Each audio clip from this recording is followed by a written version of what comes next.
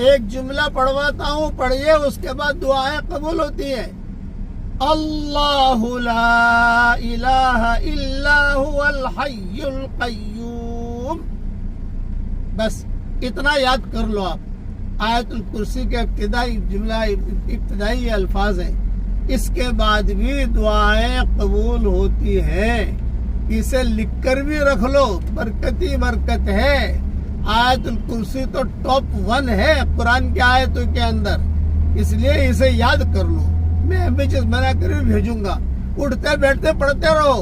اللہ لا الہ الا هو الحی القیوم، الحی القیوم، یہ بہت بڑا اسم اعظم ہے۔ سلف صالحین اس کو بہت پڑھواتے تھے۔